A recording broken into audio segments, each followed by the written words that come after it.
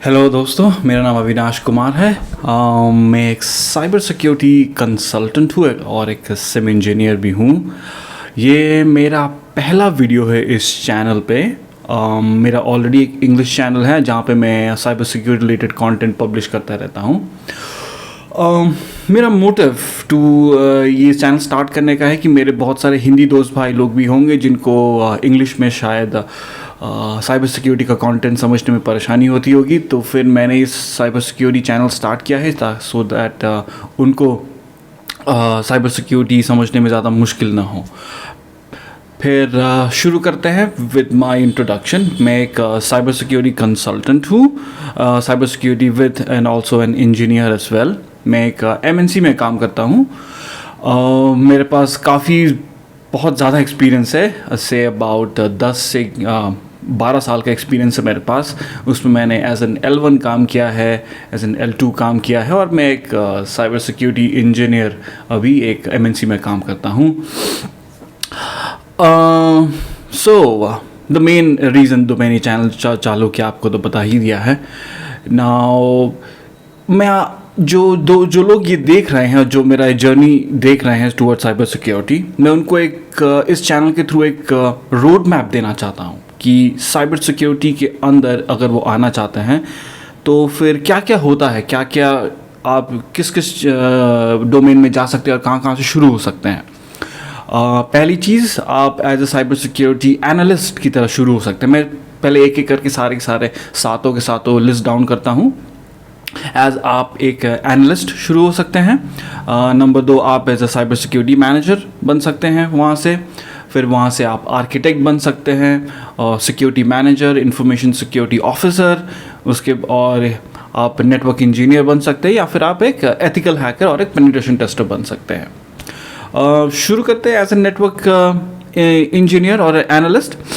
तो ऐसा ज़रूरी नहीं है कि इंजीनियर जो है वो उसको कम सैलरी मिलती है या फिर मैनेजर्स को ज़्यादा सैलरी मिलती है। अगर आपके पास कोई ऐसा एक्सपीरियंस है, कोई ऐसा एक नीश स्किल है जिसका बहुत ज़्यादा डिमांड है मार्केट में, आपको मैनेजर से भी ज़्यादा सैलरी मिलेगी।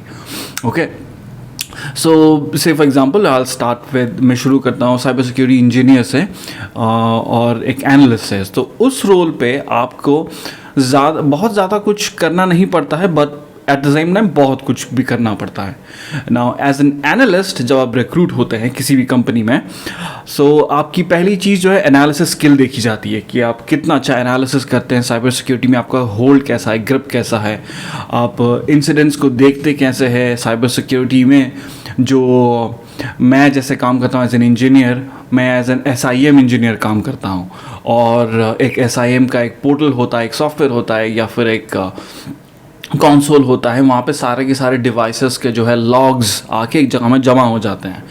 फिर आप उनको एनालाइज कैसे करते हैं, उनका पैटर्न्स रीड कैसे करते हैं। बहुत सारे चीज़ें जो है SIM security information event management miss कर जाता है, तो आप उसको एनालाइज कैसे करते हैं। इवन जो अलर्ट्स आते हैं SIM कंसोल पे, वो आप कितनी अच्छी तरह एनालाइज कर पाते हैं, और उनका रिपोर्ट्स कितनी अच्छी तरह मैनेजमेंट को आप सबमिट कर सकते हैं। ये हो गई मतलब बात एज एन एनालिसिस की। At the same level engineer भी आता है। Now there are various levels of engineer. There is a level 1 engineer एक है, लेवल 2 इंजीनियर एक है, लेवल 3 इंजीनियर एक है। लेवल 1 इंजीनियरिंग में आप बेसिक ट्रबल शूटिंग करते हैं, आपको बस टूल्स चलाना आता है, आप किसी तरह से ओके मतलब टूल को चला लेते हैं। लेवल 2 इंजीनियर थोड़ा कुछ ज़्यादा कर लेता है। लेवल 2 इंजीनियर थोड़ा कंसोल और जो आपको CLI कमांड लाइन इंटरफेस है वहाँ पे थोड़ा बहुत ट्रबल शूट कर लेता है। ऑल्दो एक्सपेक्ट किया जाता है कि अगर आप लेवल 2 इंजीनियर है तो लेवल 1 के लेवल पे आपको एनालिसिस जो आप करते हैं वो भी पता होना चाहिए। साइबर सिक्योरिटी की दुनिया में बहुत कुछ जो चल रहा होता है, आप सिर्फ आपके टूल्स पे ही सीमित मत रहिए, अलग अलग टूल्स एक्सप्लोर कीजिए। So as a level 2 engineer आपसे एक्सपेक्ट किया जाता है कि आप बहुत सारे टूल्स से जो है वेल वर्स्ड होके रहे, आपको बहुत कुछ पता हो।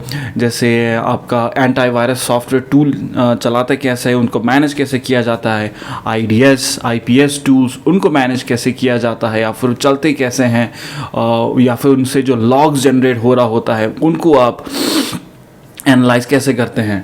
तो ये हो गया इंजीनियर एनालिसिस एनालिस्ट वाली बात।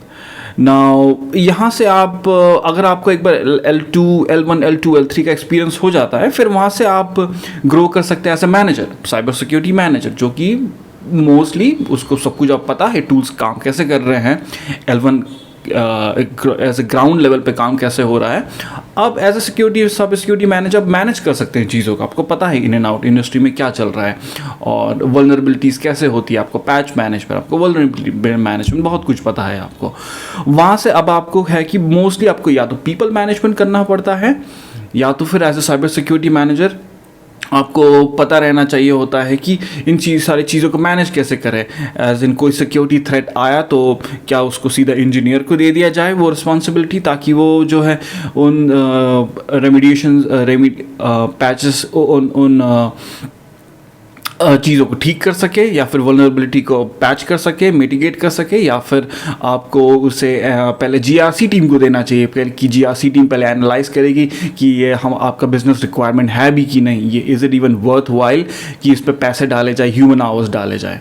तो as a cyber security manager आपको बहुत कुछ मैनेज करना पड़ता है। मेरे एक्सपीरियंस के हिसाब से as a cyber security manager technical चीज़ें आपको ज़्यादा देखनी नहीं पड़ती हैं, मोस्टली आपको बस देखना पड़ता है कि चीज़ें क्लाइंट के हिसाब से चल रही है कि नहीं। आपका क्लाइंट डिमांड करता है कि सिक्योरिटी आपके ऑर्गेनाइजेशन में बराबर चल रही है कि नहीं, तो आपको मैनेज करना पड़ता है कि और उनको अश्योरेंस देना पड़ता है कि यस हमारा आपका सिक्योरिटी ऑपरेशंस जो है आपने हमें दे के रखा हुआ है वो अच्छी तरीके से फंक्शनिंग है, काम कर रहा है, रिपोर्ट्स टाइम पे आ रहे हैं, और सब कुछ एक जो पूरे कंपनी का जो सिक्योरिटी पोस्चर होता है एकदम सेट SLA के दायरे में चल रहा है। तो सिक्योरिटी मैनेजर ये हो गया ना। साइबर सिक्योरिटी आर्किटेक्ट ये बहुत ही इंटरेस्टिंग रोल है। अगर आप मैनेजमेंट की तरफ नहीं जाना चाहते और आप L1 L2 L3 बहुत कुछ कर चुके हैं, आपके पास एक दो सर्टिफिकेशंस भी, एक्सपर्ट सर्टिफिकेशंस लाइक CISSP है आपके पास, या फिर OSCP है आपके पास, सो आप आर्किटेक्ट लेवल पे जा सकते हैं। आर्किटेक्ट लेवल पे क्या होता है, आप डिज़ाइन करते हैं पूरा का पूरा ऑर्गेनाइजेशन का नेटवर्क आर्किटेक्चर, जैसा कि एनवायरनमेंट सेटअप हो रहा होता है, एक ऑर्गेनाइजेशन बिल्कुल एक नया सा बन रहा होता है, या फिर पूरा का पूरा एक डेटा सेंटर कहीं से फोर्कलिफ्ट शिफ्ट होके कहीं दूसरी जगह पे बन रहा होता है, तो वहाँ पे आप as an security architect strategically place कर सकते हैं कि आपके IDS, आपके IPS, आपके नेटवर्क डिवाइसेस, आपका कोर नेटवर्क कहाँ कहाँ पे होना चाहिए और उनको किस तरीके से वर्चुअली सेग्रीगेटेड होना चाहिए। नेटवर्क आर्किटेक्ट भी, सिक्योरिटी आर्किटेक्ट भी कई तरह के रहते हैं। यहाँ एक नेटवर्क आर्किटेक्ट हो गया जो नेटवर्क डिज़ाइन करता है, सिक्योरिटी आर्किटेक्ट हो गया जो सिर्फ सिक्योरिटी की तरफ से सोचता है कि हाँ अगर आपने IDS IPS इस तरीके से यहाँ पे अगर आपने डिप्लॉय किए हैं तो आपका नेटवर्क जो है मोस्ट सिक्योर रहेगा। आपके फ्रंट फेसिंग या फिर आपके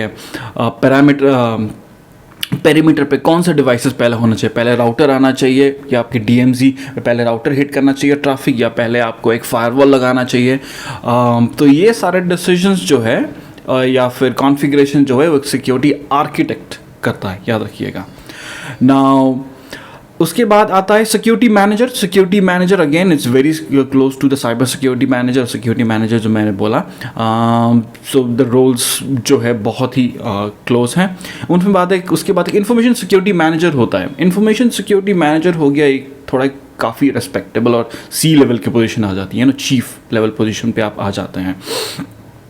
तो यहाँ पे आपकी रिस्पॉन्सिबिलिटीज़ बहुत बड़ी हो जाती है। आप इस लेवल पे जो है काफ़ी सारे कस्टमर्स मैनेज कर रहे होते हैं, आपके ऊपर दबाव होता है, आपको प्रेशर होता है कि आपको कस्टमर्स के साथ मिलना, कस्टमर्स के ने जो जितने पैसे डाल के रखे हैं आप वो आपसे जो एक्सपेक्ट करते हैं, जितना आप उनका कॉस्ट सेविंग, मतलब साइबर सिक्योरिटी एक तरीके से हो गया कि एक्सपेंसिव है। ओके, आपको कुछ मिल नहीं रहा वहाँ से, बट साइबर सिक्योरिटी में आपको क्या देखना चाहिए कि मेनली आप कितना वैल्यू जनरेट करके दे रहे हैं कस्टमर को और या फिर अपने कंपनी को। सो मान लीजिए कि आपने सिक्योरिटी गार्ड एक हायर कर लिया, आपका घर है, आपने एक सिक्योरिटी गार्ड हायर कर लिया, बट सिक्योरिटी गार्ड कुछ वैल्यू मतलब कुछ रेवेन्यू तो जनरेट करके नहीं दे रहा है आपको, लेकिन वो आपको पूरा से गार्ड करके दे रहा है। आप साइबर सिक्योरिटी की ये मत सोचिए कि सिक्योरिटी गार्ड की तरह है, कुछ कुछ उसी की तरह है, बट ये काफ़ी रिस्पेक्टेबल जॉब है। अगर वो सिक्योरिटी गार्ड नहीं होगा तो फिर तो कुछ सिक्योर तो नहीं है। कोई भी अंदर आके, कोई भी हैकर आपके नेटवर्क में आके आपका डेटा चुरा के लेके चले जाएगा, आपका बिजनेस रन करने का फ़ायदा ही नहीं है। सो ये हो गया इंफॉर्मेशन सिक्योरिटी ऑफिसर के बारे में बात कर रहा था, मैं थोड़ा सा डिस्ट्रैक्ट हो गया। सो इंफॉर्मेशन सिक्योरिटी ऑफिसर काफ़ी सारे कस्टमर्स के वेरी हाई लेवल पे मैनेज करता है, और उनको देखना पड़ता है कि as from a business perspective everything जो आप कर रहे हैं वो सेंस बन रहा भी है भी कि नहीं।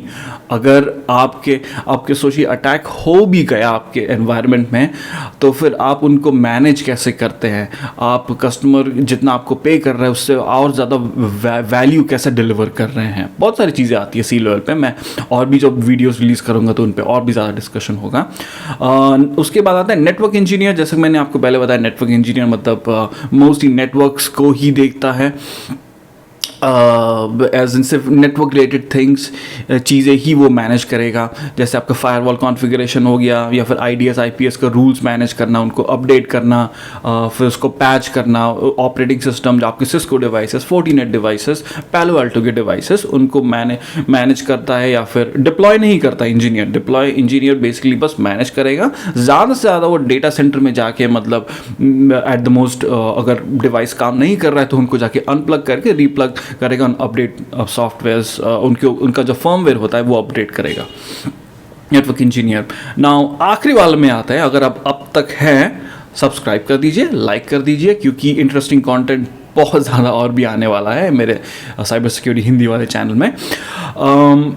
एथिकल हैकर और पेन टेस्टर, इसकी जर्नी बहुत ही जो है इंटरेस्टिंग होती है। एथिकल हैकर की तरह अगर आप उस तरफ जाना चाहते हैं, आप कुछ सर्टिफिकेशंस आप कर सकते हैं। जैसे आप security plus as a beginner आप कर सकते हैं, ऑल्दो ये बिगिनर सर्टिफिकेशन नहीं है, ये भी काफ़ी कॉम्प्लेक्स, थोड़ा टफ होता है। आप CEH कर सकते हैं, certified ethical hacker. And then अगर आप रियली इंटरेस्टेड है तो आप OSCP कर सकते हैं। OSCP जो हो गया वो प्रीमियर सर्टिफिकेशन हो गया, अगर आप हैकिंग और पेन टेस्टिंग की तरफ जाना चाहते हैं। Now ethical hacker, pen tester बहुत तरीके के होते हैं।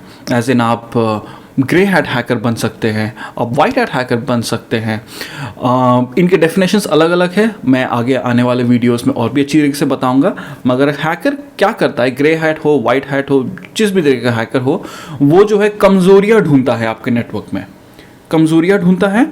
और depending on the role, depending on your intention, आप या तो उसको एक्सप्लॉइट करेंगे, और या फिर रैंसमवेयर लेना चाहेंगे, एक्सटॉर्ट करना चाहेंगे पैसे ऑर्गेनाइजेशन से, या फिर आप ऑर्गेनाइजेशन के लिए ही काम कर रहे हैं तो आप चाहेंगे कि इस जो आपको वल्नरेबिलिटीज़ मिली हैं उनको पैच करके, या फिर कोई एक्सटर्नल हैकर जो बाहर का हैकर है उनको हैक ना कर सके, आपको कुछ ऐसा इंतज़ाम करना पड़ेगा, या फिर आपको एक रिपोर्ट सबमिट करनी पड़ेगी सो दैट वो पैच हो सके। नाउ एथिकल हैकर का रोल यहीं पे ख़त्म नहीं होता। एथिकल हैकर को बहुत ज़्यादा एक्सटेंसिवली जो है टूल्स का नॉलेज होना चाहिए। टूल्स का नॉलेज मतलब एज इन आपको एक कुछ लेवल का आपको कोडिंग भी पता होना चाहिए, not hard core coder, but आपको पता होना चाहिए कि पर्ल काम कैसे करता है, या फिर पर्ल में आपको स्क्रिप्ट्स लिखना आना चाहिए, पाइथन, पर्ल, देर और भी ज़्यादा है, C++, जावा अगर आपको आता है तो बहुत ही अच्छी बात है। एज एन एथिकल हैकर ये काफ़ी टेक्निकल पोजीशन है।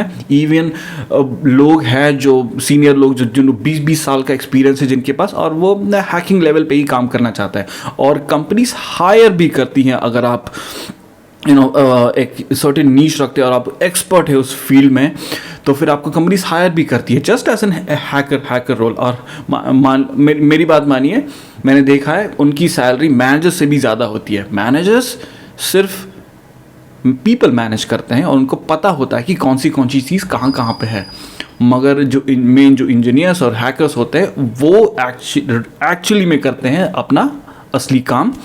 अगर आप एक्सपर्ट है उस फील्ड में तो आपकी तो चांदी चांदी है। तो ये था मेरा brief introduction on cyber security. मैं और भी ऐसी वीडियोस लाऊंगा हिंदी में, और आप अगर साइबर सिक्योरिटी फील्ड में आना चाहते हैं, मैं आप कोर्सेज भी बताऊंगा कि उसमें आप एनरोल कर सकते हैं, वो भी फ्री कोर्सेज है। मैं आपको कूपन कोड्स भी दूंगा ताकि आप उन कोर्सेज में एनरोल हो सके। और ऑल द वेरी बेस्ट। मेरे चैनल को सब्सक्राइब कीजिए और लाइक तो पक्का दे दीजिए सो दैट यूट्यूब एल्गोरिथम को पता चल जाए कि अविनाश कुमार का एक हिंदी साइबर सिक्योरिटी चैनल भी है।